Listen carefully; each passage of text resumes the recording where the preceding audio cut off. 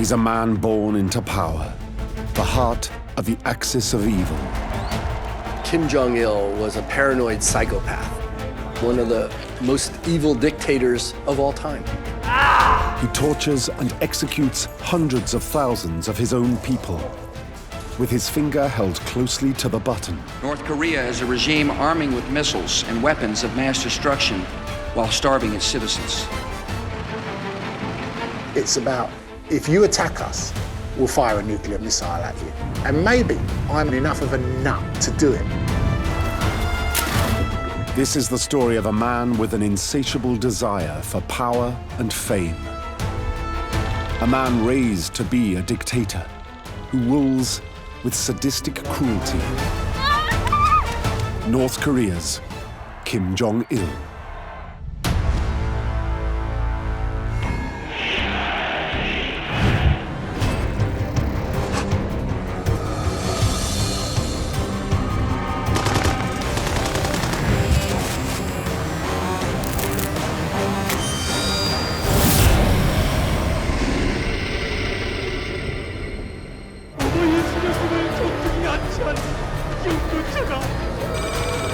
July the 8th, 1994. At 82 years of age, Kim Il-sung, North Korea's dictator for 36 years, is dead. Despite the reality of his regime, which has been one of the most ruthless and tyrannical the world has ever known, Kim Il-sung is worshipped as a near god, who North Koreans believe led them to victory over Japan in World War II and America in the Korean War. With his death, the world's first communist dynasty is born, as his son, Kim Jong-il, inherits the mantle of power. North Korea has its founding father who's died and gone to heaven, where he presides, and you have his living representative, blood and spirit, and the lineage goes on.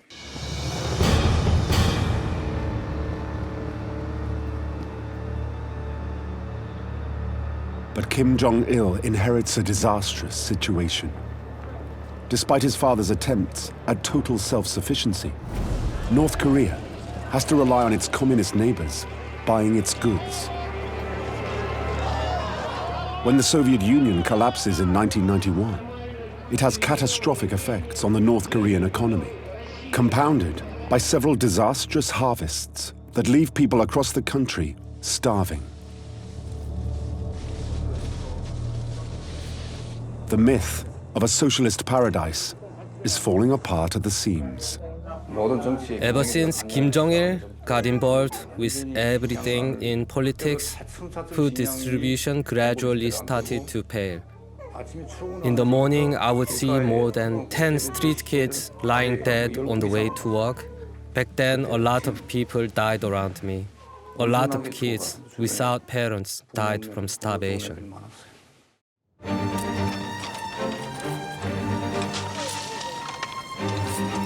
Remarkably, North Korean propaganda portrays the famine as an arduous march everyone is forced to go on,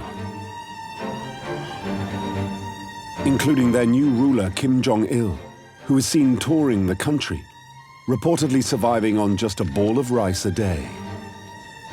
He made the case that he, almost more than anyone else, was suffering from this arduous march. This image of austerity he was trying to give to his people, that, he had one outfit. He ate such little amounts that he had no need to defecate to go to the bathroom anymore. His body had adapted to not needing fuel. But in reality, while his people starve, Kim Jong-il is living the high life. He was having lobster flown in. He was dining on French wine. He was Hennessy's largest single paying customer. This man liked his good food, What's all that noise? Oh, it's the starving masses. Oh, God. He was literally like that.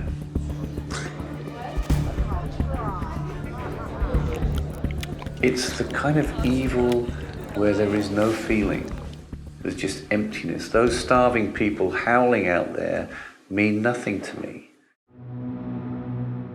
Rather than introduce simple market reforms like China and Russia that would keep his people alive, selfishly, Kim Jong-il is only interested in his own survival.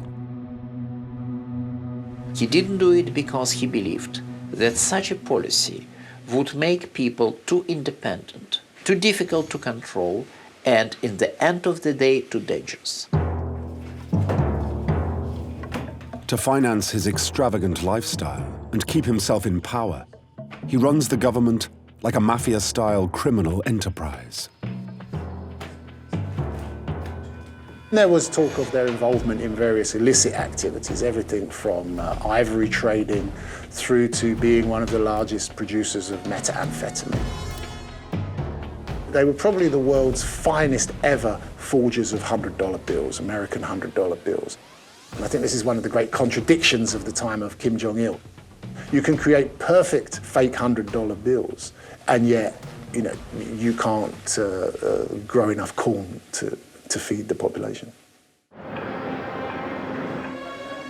While Kim enriches himself, he deviously comes up with a way of getting someone else to pay to keep the North Korean people alive.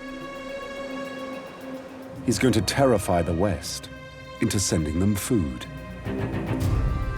As well as building the world's fourth biggest army, Kim Jong-il secretly develops nuclear weapons. North Korea all along intended to become a nuclear state. Their objective was to create a bargaining position, a leverage, and that they were willing to give this up for some kind of guarantees of regime survival.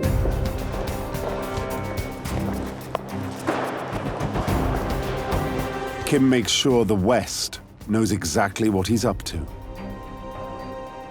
Usually what they do is they start leaking the information about their nuclear program, deliberately so, and maybe test a nuclear and/or missile test. They suggest negotiations as a way to solve the crisis they themselves had just created. Most of the world sign with relief and give them concessions.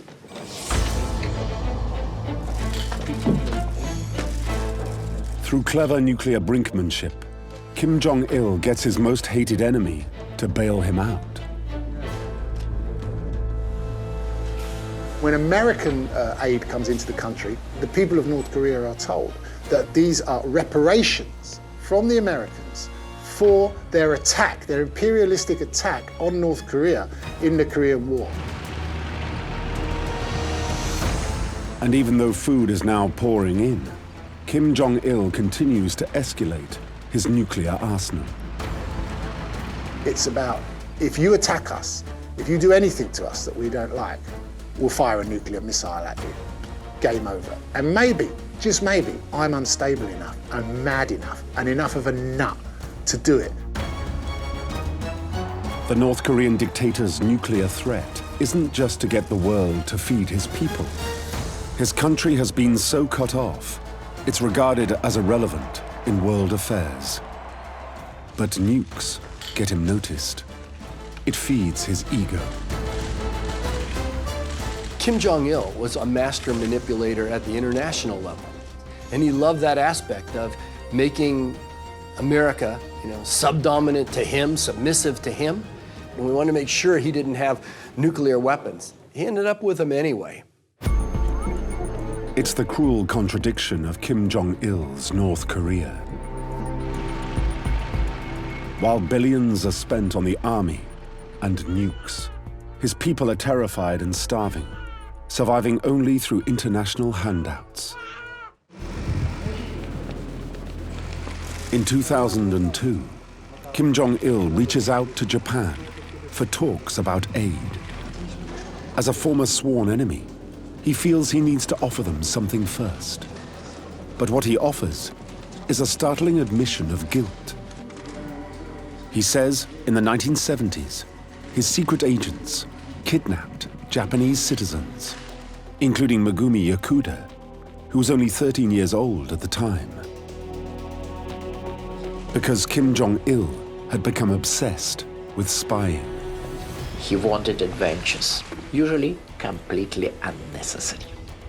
The worst example was decision to kidnap a large number of Japanese citizens to be used as language teachers for the North Korean spies in training.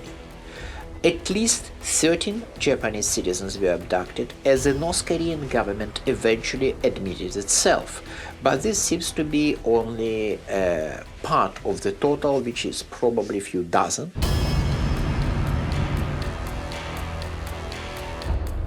It's a level of state-sponsored depravity the rest of the world could barely believe.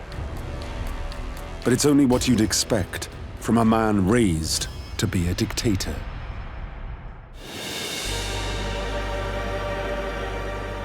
Right from the get-go, the future North Korean dictator Kim Jong-il's life is based on a lie.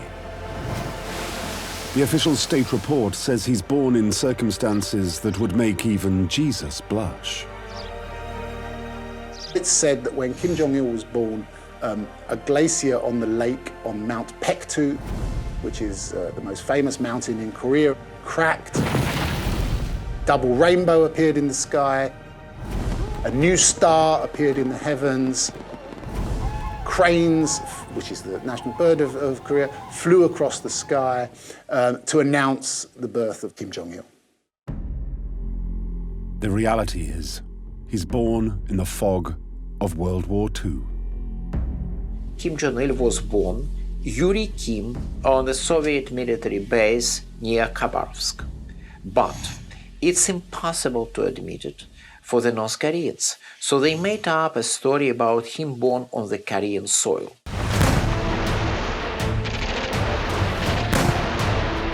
His father, Kim Il-sung, is a commander fighting for the communist resistance struggle in the far east of Russia. With Soviet backing, Kim's aim is to liberate the Korean peninsula from Japanese control.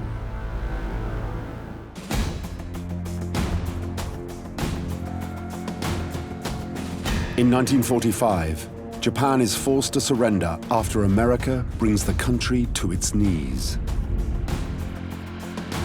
But when Kim Jong-il's father, Kim Il-sung, returns to North Korea, the story of his son's birth isn't the only lie his people are fed. It is a consistent distortion of history. Many North Koreans actually believe that Japan was defeated in World War II by Kim Il-sung's resistance movement. With the Americans firmly in control in the south of the peninsula, and the Russians and Chinese supporting Kim Il-sung in the north, Korea becomes divided.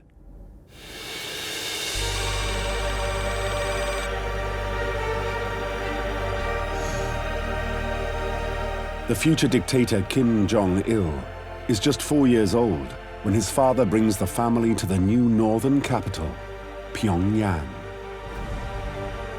Communist propaganda depicts his childhood as heroic under his father's glorious rise to power. But it couldn't be further from the truth, according to reports from defectors. Some say his descent into evil begins at an early age. In 1948, Kim Jong-il and his younger brother are allowed to play together in the pool behind the family's mansion.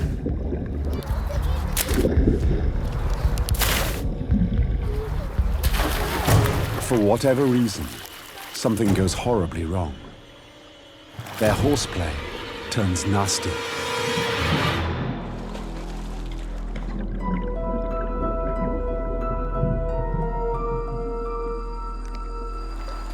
The younger brother drowns. It's rumored Kim Jong-il is responsible. If there's the possibility that he actually drowned his brother, it shows that antisocial acts and that even murder will not be too removed from his daily behavior. This story has always been spun in two different ways. It has often been presented by those wishing to attack Kim Jong-il as he is inherently evil. However, that gets spun another way, which is to sort of show, again, his hard man credentials, that, you know, you don't want to mess with Kim Jong-il, don't take on Kim Jong-il. Having seemingly little feelings for the loss of his brother, it is the loss of another close family member just a year later that truly devastates Kim Jong-il.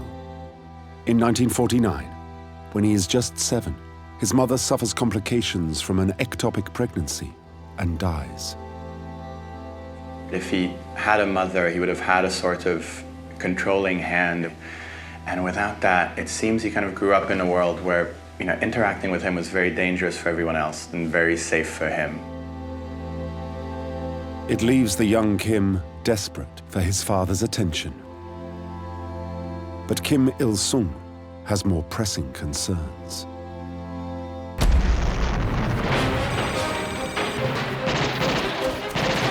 At dawn on June 25th, 1950, he begins one of the most brutal and pointless conflicts of the 20th century. The Korean War is as close to a Third World War as we've ever seen. Kim Il-sung invades the South, determined to turn it communist. But an American-led United Nations army pushes him back. Seeing their communist ally in trouble, China invades and pushes the Americans back.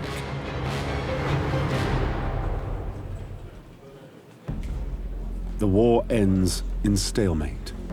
No peace treaty is ever signed.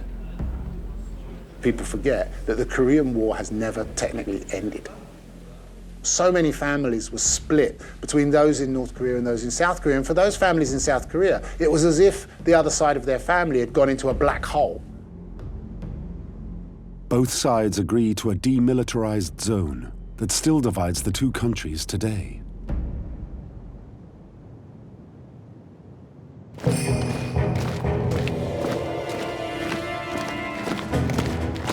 The Korean War instills in Kim Il-sung and his son, Kim Jong-il, a lifelong fear and loathing of America.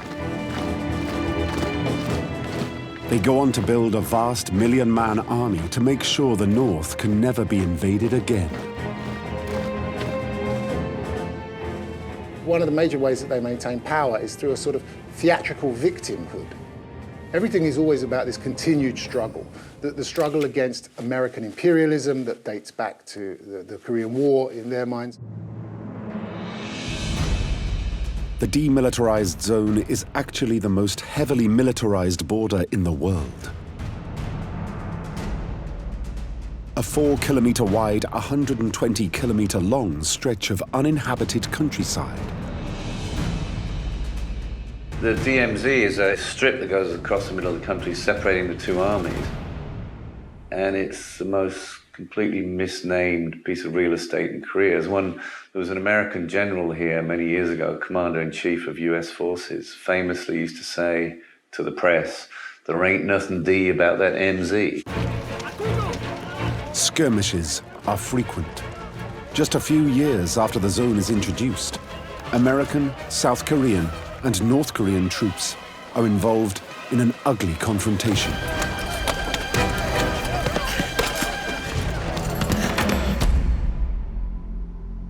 With the war and the DMZ isolating the country, North Korea decides to go it alone. 운명의 영도자는 일찍이 없었습니다. Kim Il-sung decrees North Korea must now be entirely self-sufficient, never again relying on China or Russia to bail it out. In 1955, he declares a policy of North Korean self-reliance, known as Juche. Juche theory united the country under a blend of Marxism-Leninism, Korean mythology, and of course Confucianism. Under Juche, North Korea will feed itself, arm itself, and develop without any input from the rest of the world. It's a system Kim Il-sung uses to establish a one-man rule over the country. The masses must now submit to the great leader.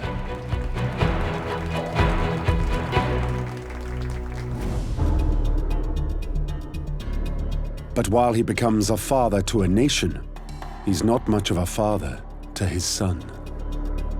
Kim Jong-il is desperate for his attention and approval, but the supreme leader has started a new family. He becomes both spoiled and resentful. Kim Jong-il grew up very sheltered and wasn't told no. And one could imagine that you need to be told no to develop some sort of boundaries on what you can do and what you can't do. And of course, if you've been raised by the supreme leader, imagine what that's going to do to your ego. As a member of the communist elite, he isn't forced into 10 years of military service like other boys his age. Instead, he develops an interest in the arts. It's said he becomes obsessed with Elvis Presley and wanting to be a star himself.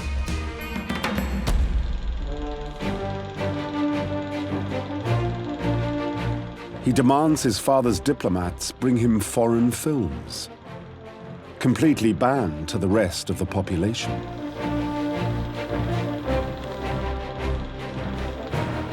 He watched everything from Japanese gangster flicks and erotic flicks to Hollywood to Bollywood. But it seems like he preferred, the kind of Hollywood blockbuster mainstream films. The James Bond films were his favorite films. He loved Rambo. He would probably make a good movie producer. Nonetheless, he was born to be a dictator. After graduating from the Kim Il-sung University in 1964, Kim Jong-il is given a position in the Workers' Party. His father soon promotes him to a government role he thinks he'll enjoy. Kim Il-sung realized that, this kid's been sitting in cinemas his whole childhood, he's obsessed with films, and Kim Jong-il found himself suddenly catapulted from civil servant with no clear role into running the whole of the country's propaganda system. It's the perfect position for a young man desperate to ingratiate himself with his father. He wants to spread the myth of him as a godlike figure who won the Korean War.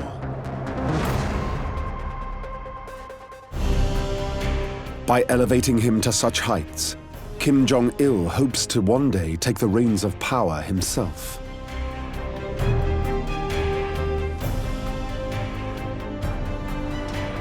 He orders statues and paintings of Kim Il-sung to be displayed throughout North Korea. Every single home should display portrait of Kim Il-sung. And these portraits had to be treated, cleaned, and replaced according to specially designed rules. And it was a crime not to follow such rules. Thanks to Kim Jong-il, the cult of personality takes hold throughout the country. He was the one who intensified the personality cult of the father to the point that even visiting Soviets and Chinese who were okay with Stalinism and Maoism thought, man, this is over the top. It's kind of the mirror image of a religion of the worst sort. It is like a cult. And the founding father remains as the supreme sort of being in the cult, if you like. By building up the cult of his father, Kim Jong-il hopes he will one day be anointed his successor. His only fear is his younger stepbrother may be chosen instead. So in maneuvering for the top job, he takes out some insurance.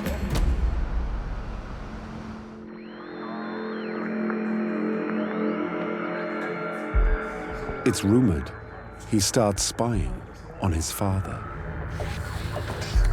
He has Kim Il-sung bugged to see if he is secretly considering his stepbrother over him. It enables him to identify and remove anyone who might not support his taking over.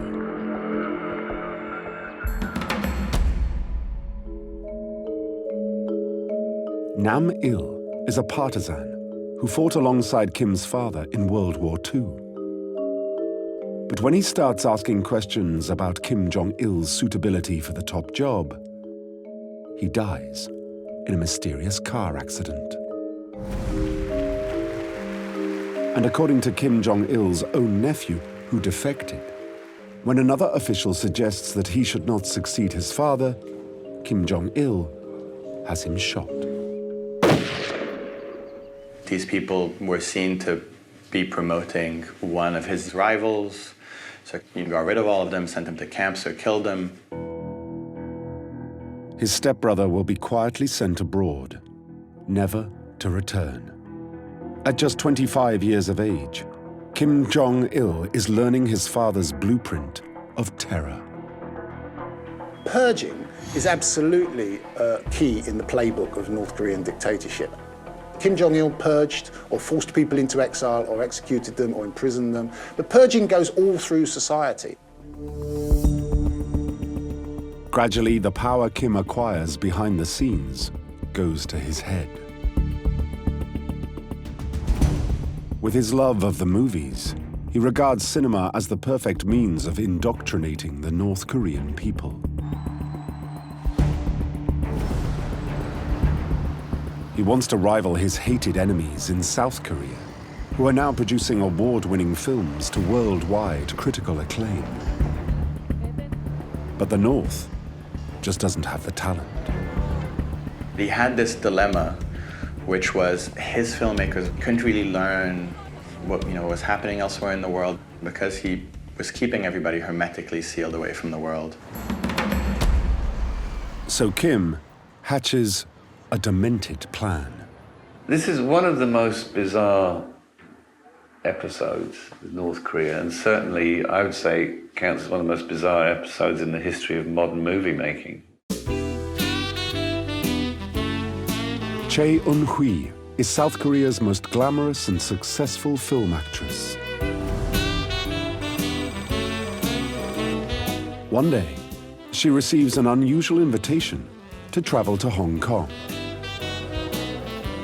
The actress was approached by a filmmaker from Hong Kong who was essentially offering her a script to direct and star in.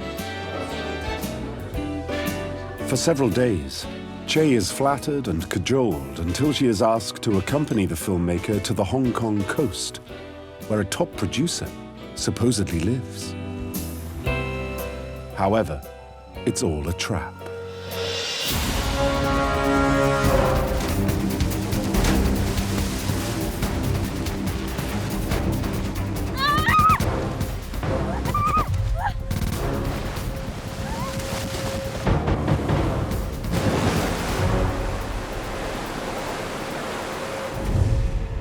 She fainted during the process, she says, and woke up on a ship with the beaming face of Kim Il-sung looking down at her from a portrait, taking her to North Korea.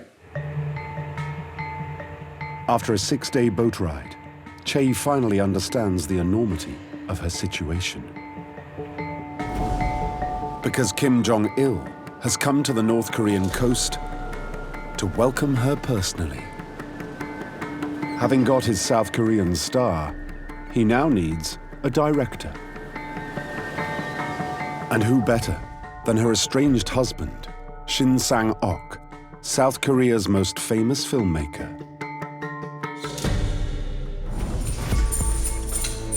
Shin is thrown into prison after also being kidnapped from Hong Kong in almost identical circumstances to Chae.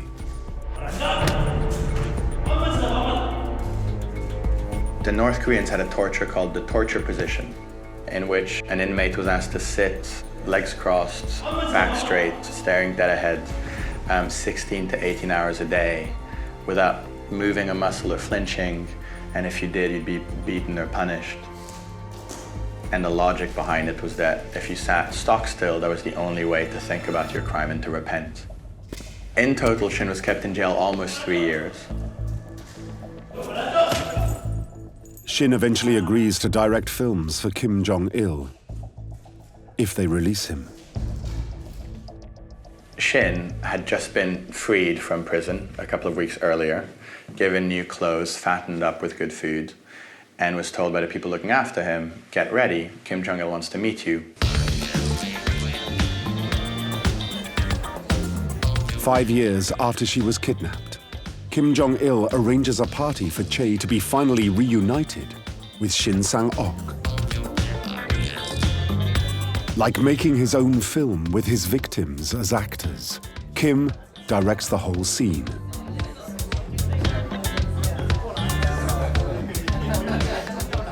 Oh, there's somebody I want you to meet. And he creates this drama. I mean, can you imagine this? There she is with the elite of North Korea, party time, and then in comes the kidnapped husband. Kim Jong-il tells them, come on, well, are you not going to hug each other? So Shin and Che hug, kind of still dazed. And Kim's already dreamt up his glorious finale. He basically said, I got an idea, why don't you get married again? Okay. I'll tell you what, I'll marry you. You know, this man's a nutter. Shin and Che are forced to make several films for Kim Jong-il, until they escape to the West in 1986. By the 1980s, Kim Il-sung is still dictator of North Korea, a god to his brainwashed people. But behind the scenes, his health is ailing. By removing all his rivals, Kim Jong-il has persuaded his father to choose him as his eventual successor. But as someone with no military experience, he must prove to the army he is worthy of leading them. He must establish himself as a hard man in a country where the military is elevated to such a high position within the society. He must prove that he is tough. That meant being completely without mercy towards his enemies. Inspired by his love of James Bond, Kim Jong-il takes charge of North Korea's intelligence services. Because he never really left North Korea, he sort of took what he saw in Hollywood films to be realism. He thought James Bond films were essentially docudramas about how espionage is done in the West. He decides to try to finish the job his father started, to attack the South.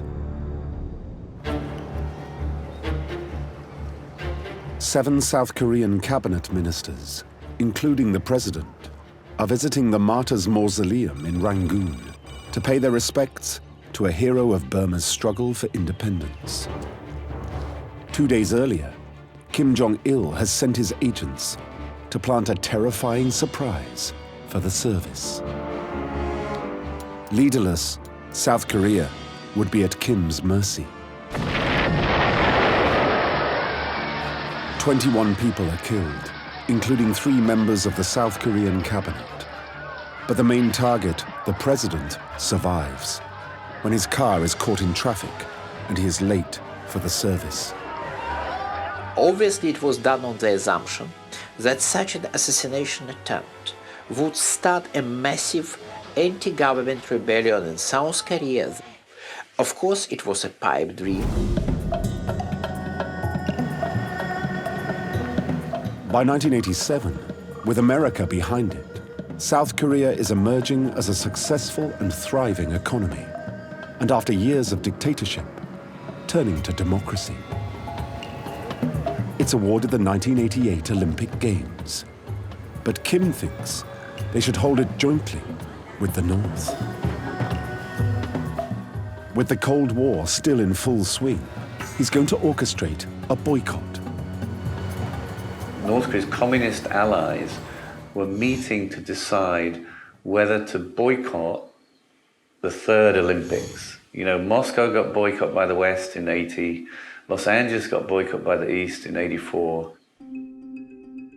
Kim plots a way of making sure the Eastern Bloc vote to ruin South Korea's big day.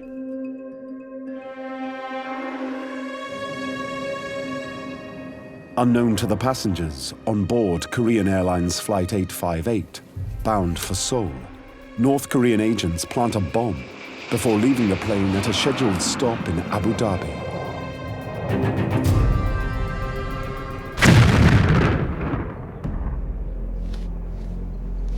A 115 people, mainly South Koreans, are killed. In Kim Jong-il's twisted mind, he has given communist nations an excuse to boycott the Seoul Olympics. The North Koreans were giving them a pretext. It's too dangerous. You've got planes dropping out of the sky. This is a war zone. But his demented scheme backfires. South Korean intelligence agents trace Kim's bombers to a hotel room in Bahrain. Realizing they're about to be arrested, they attempt to commit suicide with cyanide pills hidden in cigarettes. One succeeds. The other is stopped by the South Korean agents in the nick of time.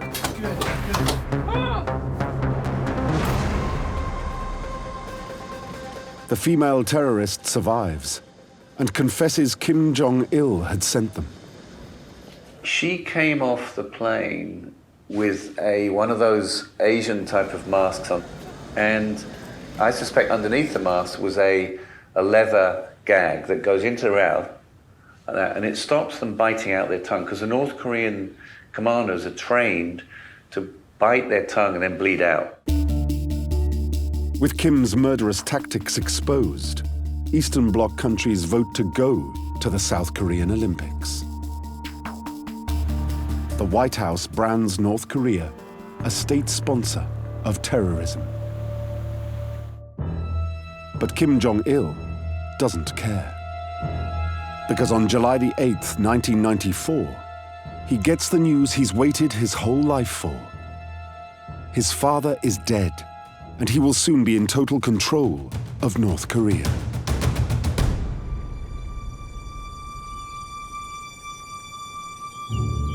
For the people, an already impoverished and repressed life is about to get even worse. Kim Jong-il's reign as North Korea's dear leader brings the country to its knees. Around 1 million people starve to death in one of the world's worst famines of the 20th century. The country becomes so backward, when viewed from space, it lies in almost complete darkness compared to the rest of Asia.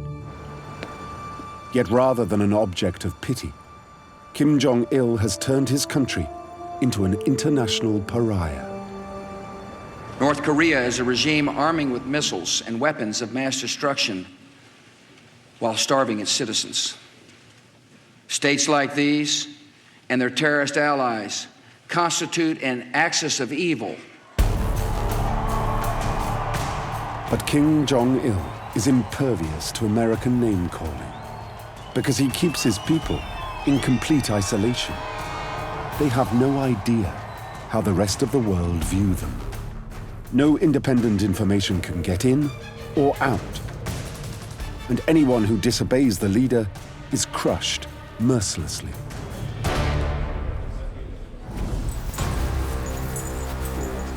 It's said no other country on earth has more political prisoners than North Korea.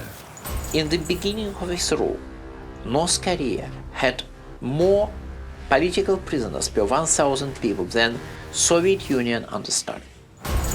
Some estimate 200,000 are locked up for their views. Anyone who disagrees with the cult of personality, anyone who challenges the authority, the legitimacy of the Korean Workers' Party, the punishments are extremely harsh, right up to, of course, the well-known large gulag prison camp system and widespread use of execution. Many are tortured for acts so petty, no one in the West would regard them as crimes at all. GWANG-IL sold seafood to South Korea without the party's permission.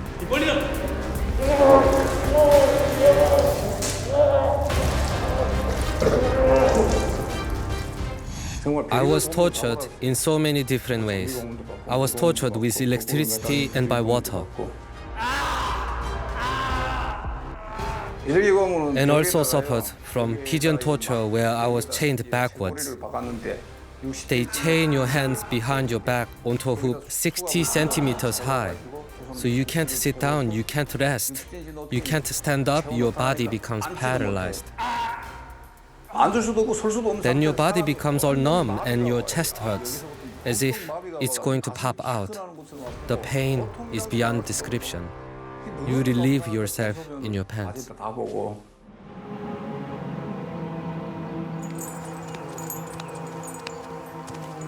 GWANG-IL is forced to make a false confession that he was a spy working for South Korea. And many more are sent to the same camp for merely expressing unhappiness during the famine.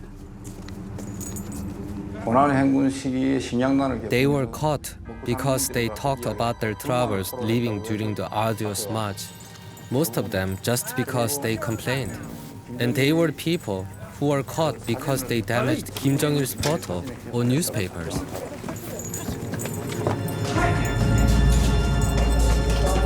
Jung experiences conditions no human being should witness, and which haven't been seen since the Nazi labor camps. In winter, it goes down to as much as minus 30 centigrade. The ground freezes to almost 2 meters deep, so they never let you bury dead people. In spring, when the ground starts to defrost, we would go into the storage room to dispose of the bodies. It's really miserable to see. Because the bodies had decayed while freezing and defrosting, so they were all tangled. We just had to use shovels to bury them like garbage. While hundreds of thousands are either starving or locked up, Kim Jong-il carries on his life of excess. In 2008, he disappears for 10 months without explanation. The world waits. Has Kim's lifestyle finally caught up with him?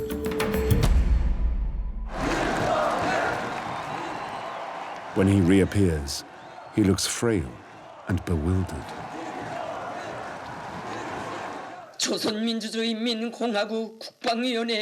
Then, on December the 17th, 2011, an announcement is made. 위대한 용도자 김정일 동지께서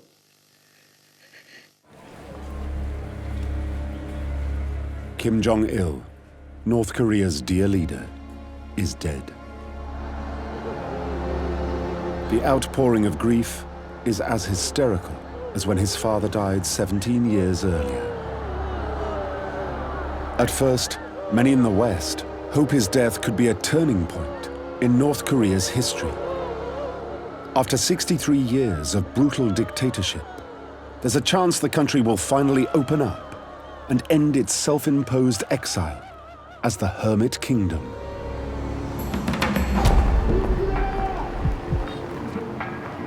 There are even whispers of reunification. The very existence of thriving South Korea just 4 kilometers away over the DMZ has come to define the North. Things that constitute failure to any other leaders, you know, a loss of a war, like the Korean War, a famine, or the fact that your rival country that you're claiming to be the rightful owner of has an economy like a zillion times bigger than yours. None of that seems to affect it. The South Koreans are at the forefront of the modern tech world. The great fortune for the South Koreans is that they were allied with America. So they went the American way. The North Koreans went a different way. For many, the only hope is to escape. After I became a defector and settled in South Korea for about 5-6 years, I kept having nightmares about North Korea. I'm still having nightmares about North Korea. The dictatorship is that horrible. Hopes grow when it's announced Kim Jong-il's third son, Kim Jong-un, is going to take over. He's been educated in the West. He is the one he's been raised abroad. He's very aware of the rest of the world as it is. He's been exposed to other things that Kim Il-sung and Kim Jong-il haven't. At just 28 years of age, he becomes the dynasty's third supreme leader. Kim Jong-un is unusual in many regards. He is very young. Obviously, his father expected to live much longer. It didn't happen. So now Kim Jong-un is in control of the country with very little experience. Unfortunately for North Korea, he turns out to be even madder than his father. It begins with a bizarre government recommendation. Kim Jong-un announces that the nation should follow new haircut rules. Women can have one of 18 haircuts, but men only one of 10 approved styles. It's a set of rules the supreme leader pointedly ignores. But there is a far darker side to the new Kim. Kim Jong-un seems to be much more ready, much more inclined to use physical violence. He is obviously ready to kill people whom he knows personally quite well. He starts by purging his own uncle, who was publicly arrested and shot. He then brutally kills many of his military command with public executions.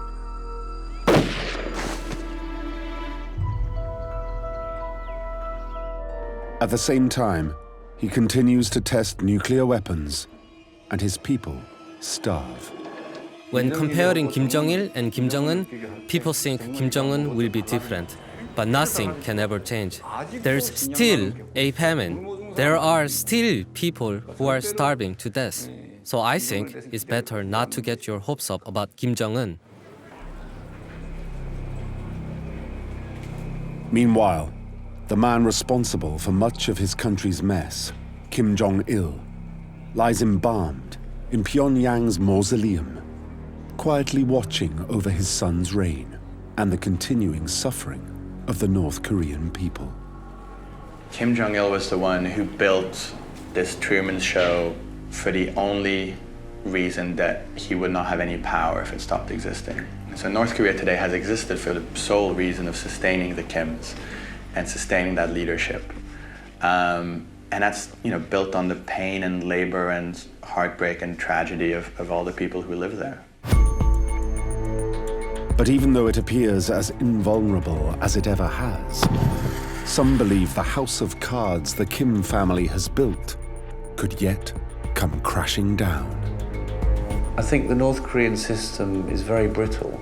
It is one family sitting on top, sucking the life out of a society for its own benefit.